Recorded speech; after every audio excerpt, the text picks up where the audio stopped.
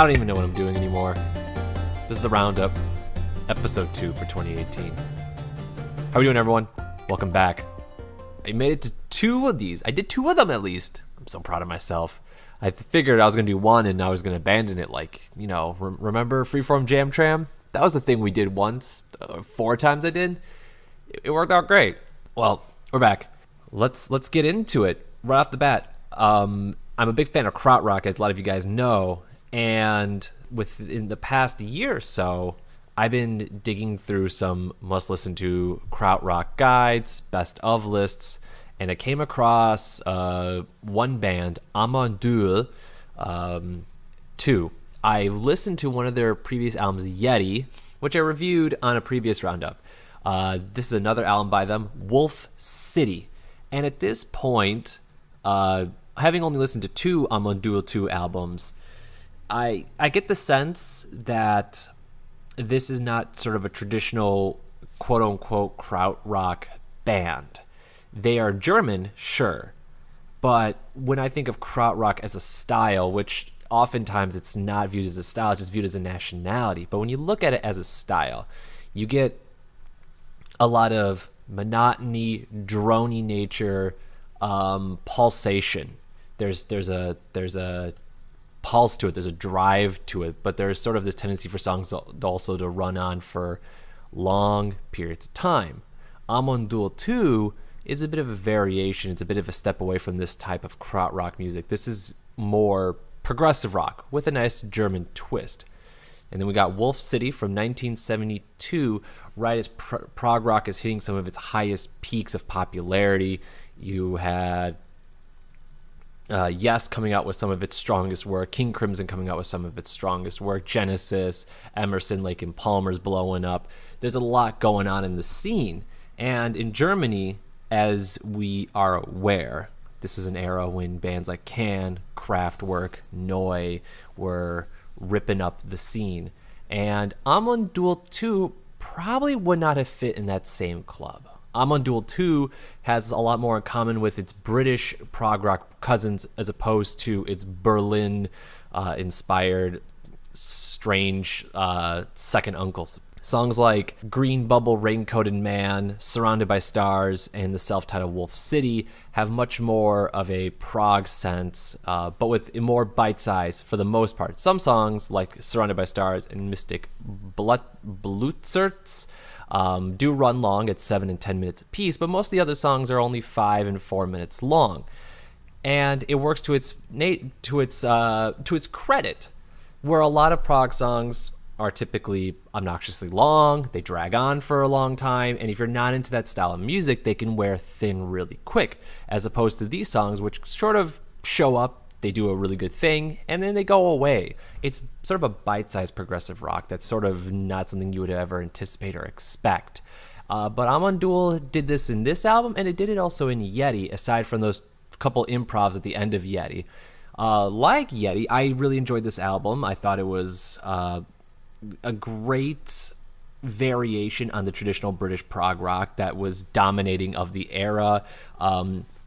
So there's some other ways you can look at it. As opposed to having these monstrous songs that go on for 20 minutes, you can have the same style of music, grandiosity, epicness, about dragons fighting wizards and all that crazy shit, but you have it in a much more bite-sized form that's a lot easier to digest and is not as daunting for the listener to listen to. And I would recommend it.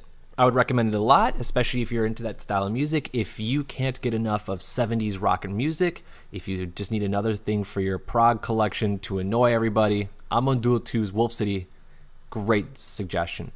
Then we sort of flip to the other side of the coin. While Amon Düül 2 is quite aggressive, we have another progressive style album from France this time by the band Ange, called Au-Delà du Délire. I can't speak French, so I apologize. While, like I said, Wolf City is intense, Ange is sort of mellow. There's a lot of harpsichord style sounds. There's horns, there's strings. It's got a light airiness to it. The album as a whole is chunked up into smaller bite-sized songs, but it's more or less one cohesive piece, seemingly telling some sort of narrative that I can't understand, but it feels like one large 40-minute song. It can be a little, I don't know, I don't want to say the word frou-frou, but that's sort of the word I'm thinking of, is frou-frou. There's a style of prog that I'm not as big into, that's sort of this light sprightliness that has this medieval kind of sound, this Baroque kind of sound with emphasis on harpsichord, with emphasis on lighter guitar work, with telling mystical stories of warriors and knights and things like that. While I don't know if that's the actual narrative going on here in Au-Delà du Délire, I wasn't as sold on it on Wolf City. But keeping in mind that that's a personal preference of mine, I enjoy more of that intense sound. I'd rather listen to Close to the Edge than Trick of the Tail. However, the music is still very well constructed. The lyrics, even though I can't understand them, are presented in a way that it cohesively connects with all the music. I didn't dislike my listen of it. There were some moments where the album showed teeth, and overall it was a pleasant little album. And again, only 38 minutes. It's not very long, especially for progressive rock. So overall, I would recommend this one as well. Less so than Wolf City. I think Wolf City, I would say probably buy it. Ange's Au-Delà is sort of give it a listen. Or if you're more into that lighter style, like bands like Renaissance, then you're going to like Ange a lot. I then came to an album from 1980, which was described as progressive. And, you know, in a way, that's what I got from this is what progressive rock would have been if it really went into the 80s. A lot of your 60s, 70s prog rock acts didn't make it into the 80s. They dissolved. They either broke up or they turned into pop acts. So who's you ever going to forget Big Generator by Yes, or 901, whatever it is. Or they completely shapeshifted like King Crimson into forming the disciplined Beat 3 of a Perfect Pair lineup. Then there's this band here, Cybotron, with its album Implosion. This really kind of captures what I think prog could have been if it extended into the 80s. Ultimately, not an album I really enjoyed a whole lot, but I could hear things trickling through that I did like, pieces of it, ideas of it, that really kind of gave me an idea of what could have been actually a really exciting style of music, is the progressive rock mentality, but with 80s technology. So your new synthesizers, your Moogs and your Korgs, and your Simmons electric drums, but with these big epic songs. Most of these songs are 6 to 9 minutes. They have a complexity to them. I wasn't a big fan of sort of the cheesy nature of them, though. A lot of almost Kenny G style saxophone work, or if you click through a song, you're gonna hear the same synthesizer chord being played at every click. So it just didn't quite click for me as a whole. But conceptually, there's stuff in there I'm like, oh, this is exciting. There's some fun moments here, and there's sort of a glimpse of a band that could really exist that could have been really special. Cybotron is a Australian electronic experimental music band, and Implosion was the last album they wrote before they broke up, with their first other albums being Cybotron, Saturday Night Live, and Colossus. It's a curious album. Definitely has an Australian quirk to it, has an international quirk to it. This is not something you would ever have heard of being concocted in the States, and it would have never sold well. But it left to its own device, a couple artists creating something that just wasn't... I've never heard an album like this sort of ambitious sound with an 80s flair. And there are moments where I do really dig it. The closer, Will Be Around, is super catchy, and it's just a real treat to listen to. And the pulsing beat from Black Devil's Triangle could easily be sampled and cut up into either a hip-hop song or a dance song in 2018. I can't recommend this one because I felt it dragged. I felt like there was just not enough variation overall. But I think pick a song or two, find them on YouTube. I think this whole album's on YouTube, like everything these days, and give it a little bit of a listen and kind of get an idea of, this could have been something really special, and it could still be a genre of music that could one day come to life as sort of a creative force of this mixture of synthetic sound, but with the raw talent that comes with that progressive rock genre, as pretentious as that sounds. Switching back over to Germany, Gila with their album Gila, or Gila, I think Gila. This was a little bit more on the traditional Kraut side. It varied. Let me correct myself. It varied in that there were moments where it had a very heavy Kraut influence, and it had moments where it was a very 70s rock with a hint of progressive rock sound to it. And the album varied for me. It kind of went from song to song. One song I would really like, one song I wouldn't. Some songs really ripped and had good grooves and guitar work, and bass had this driving nature, this sort of like Jimi Hendrix jam kind of vibe. And other ones were just kind of slow and methodical. You have a song like Communication, which is sort of in that quintessential krautrock style of just, this is 12 minutes of nonsense going on. But then you have beautiful moments like the closer, Individualität, and that is just 3 minutes 40 seconds of unbelievably hypnotic percussive work, reminding me of the band Niagara and their epic 3 albums of just percussion bliss. Overall, though, I was mixed on it. I don't know if, again, I don't know if I would recommend this one. I think listen to that last track, Individualität. It's very worth your while, very worth your time. Beyond that, there's a lot of other really good stuff that's better overall. I mean, you're never going to go wrong listening to some more krautrock in this style of music, in my opinion. I'm a sucker for this kind of music, and you can produce like B-grade versions of it and probably C grades, and I'm gonna be like, oh, it's great. It's just a blast to listen to. But I'm a sap for it. I grew up on this style of music, and a guy or gal doing a guitar solo for 5 minutes with a good driving beat behind it, fuck it, whatever, I'll listen to it. Don't judge me. England, though. Let's go over there. Gong. Gong is one of the more peculiar progressive acts that come out of England, with a never-ending rotating lineup of various instruments and styles. The other Gong albums I've listened to, I have thoroughly enjoyed. So I was very excited to listen to more Gong, as every time I've gone to it, Gong has been good to me, Gong has been loyal to me. So we come to Angel's Egg from 1973, part of this trilogy of albums that they were working on at the time. The Radio Gnome Invisible trilogy. Sounds exciting in a quirky 60s, 70s stoner British kind of way. And we are so with Angel's Egg. Angel's Egg is the middle of this suite, and it's 51 minutes of frustration and tedium, and even by prog rock standards, pretentiousness. It takes you nearly 7 minutes before you really get to your first song. The other side of the sky is a near 8-minute droney nonsense kind of thing that just doesn't really go anywhere. It's very quiet. It's barely audible. It's just a slog to listen to until you get to the second song, Sold to the Highest Buddha. Some wonderful wordplay right there. And it's just, everything just never really goes anywhere. It flounders around. Songs just kind of never want to get started.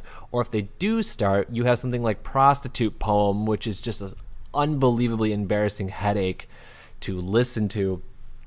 There's just smarmy smugness, double entendre, and it's sort of this cheesy cabaret sound that, God, it's like bad musical music.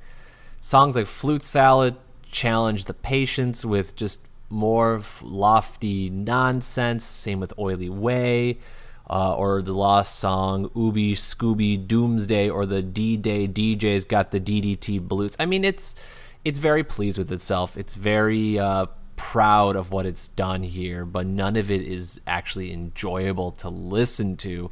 It just flounders around kind of endlessly in an exhausting way that gives me no joy to listen to.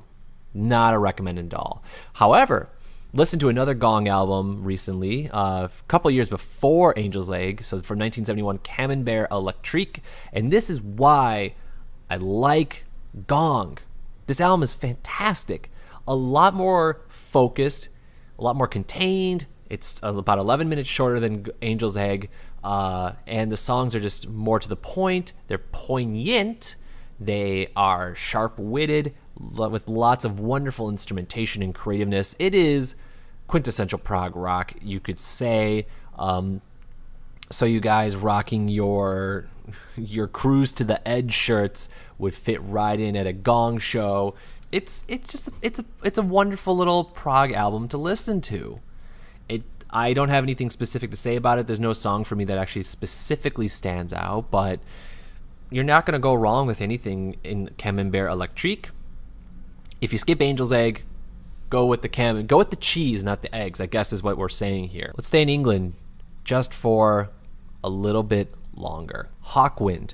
I started getting into Hawkwind early in 2017 with their first albums, and I've been kind of listening to all of them all the way up to here, 1974's Hall of the Mountain Grill. And I've really liked these Hawkwind albums. They are drenched in reverb, drenched in psychedelia. They are awash in a psychotic, rambling dystopia that sucks you into this sort of strange alternate reality. Songs can run for 15 minutes, but you never notice because even if it's the same three chords being hammered over and over and over again, they're so drowned in effects and dystonal tones that you don't really notice it. You're only getting bits and pieces surfacing at various times. So that three bar riff suddenly sounds horrendously unique and creative because you never catch the same bits of it twice. So then we get to Hall of the Mountain Grill, which is a really weird album because I've listened to this collection of very disorienting, very like swimming in LSD style albums. And Hall of the Mountain Grill pulls the curtain back a little bit. It's cleaner sounding. It's I don't want to say neutered, but it's cleaner. It's been scrubbed. It's a little bit friendlier on the ears. It's not out to kill you. It's not out to make you trip for the whole weekend. And so I'm left kind of stunned because while I wouldn't want to listen to an endless amount of Hawkwind albums that all sound like what the Grateful Dead really wish it sounds like. I'm left wondering, like, does this work as a Hawkwind album? Is this like clean, sort of synthetic sounding album really the kind of Hawkwind I want? And I think the answer is yes. Well, you have this collection, you have these first two Hawkwind albums that are nearly progressive in sound. Then you get to the next couple, which are this very grisly phase reverb heavy sound. Then you get to something here which is sort of it's the clean album. It's the friendly one. After the band has bitten your head off, now you have this much more subdued, more presentable, it put on its tie style of album. You have songs with clean pianos, with lyrics that are understandable, that don't go on for 8 minutes on the same riff. I like it. I like it a lot because it shows a versatility in the band Hawkwind. It shows their ability to do something different and try something that they hadn't been doing before. I don't know what the rest of their discography sounds like. This is actually sort of the end of the Hawkwind I have acquired and what I'm planning on listening to at this time. Hawkwind has had so many various lineups that I feel like that maybe its pure essence is kind of starting to fade at this point. But this one, I think, is a great capstone to this series of early Hawkwind albums and the early part of their career before they venture off and everyone except for one guy is the same member of the band kind of sound. And I think that kind of goes to Gong as well. And the challenges a lot of these bands face is they completely were obliterating their lineups over and over and over again, except for maybe a core member. And sometimes it led to the identities of these bands sort of being lost in the creative process.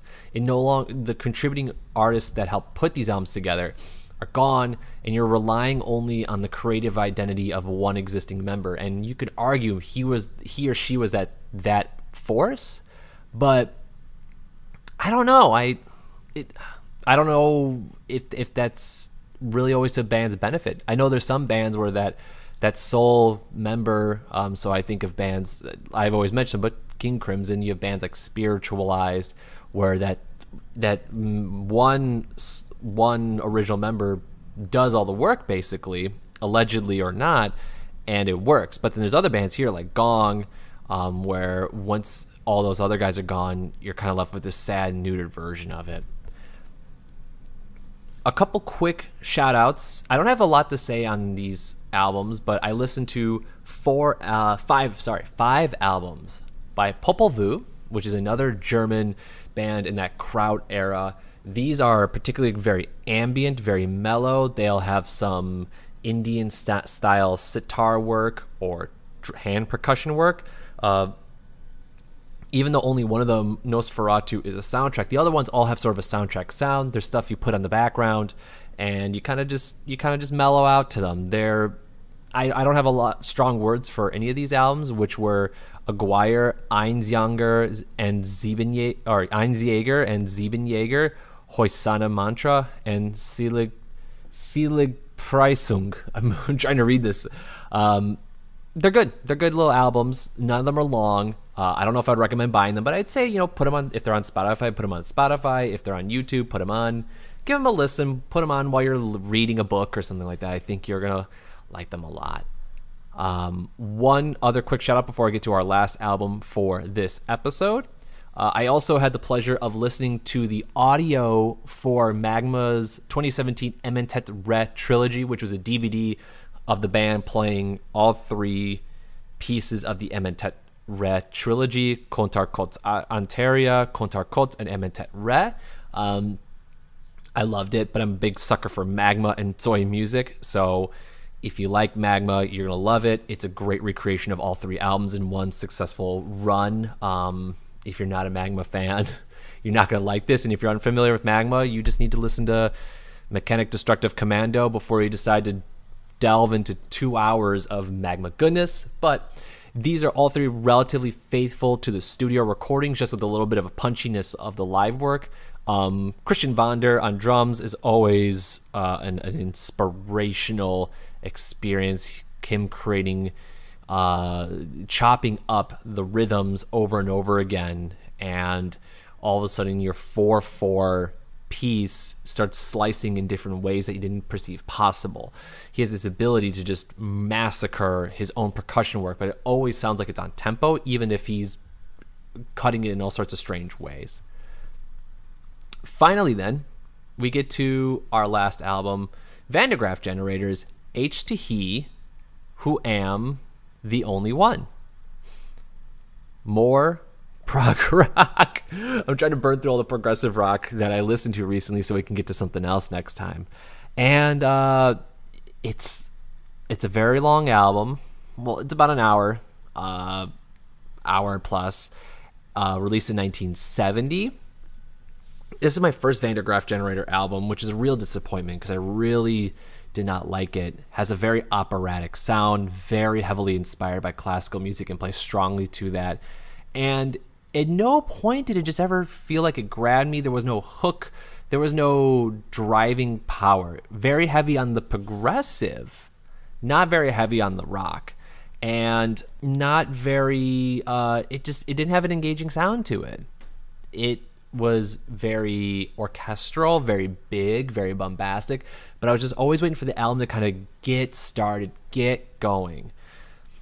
Classical music can kind of get away with that kind of sound where it doesn't always feel like it's taking off because there's so many different varying pieces at once that you're almost awash in a texture. You're almost awash in the experience of all these instruments sort of ebbing and flowing together, even if the song, a classical music piece, isn't a driving force. But the problem with a band like Van de Graaff Generator is it's a small lineup. You can't do the same thing because eventually you'll only listen to 4 or 5 instruments doing something, and it's not that appealing. I didn't like it at all. I found it really just draining and long. The final track, Squid 1, Squid 2, Octopus, I thought was okay. The narrative was unengaging. The lyrics were okay at best. A lot of people have told me that Van der Graaf Generator is sort of a must-listen to of the progressive rock acts. While not very successful, they're apparently a sort of a cornerstone of that era, cornerstone of that style of music. And I'm still going to be checking out more of their albums. I have a few more on my queue to listen to, but this was just a very disappointing start. Just a little too much of itself. And bear in mind, I own all the Mars Volta albums on LP, but even those, when at their most bombastic, always feel like they're heading to a destination. This just kind of was like, we're getting somewhere, and that's this roundup, episode 2, as I burned through a lot of my prog and krautrock albums that I've been listening to. We didn't get to jazz this time, but hopefully next time we'll get to some jazz albums. I have some David Brubeck I've been listening to, a lot of, and some John Coltrane as well. And thanks for listening. Hopefully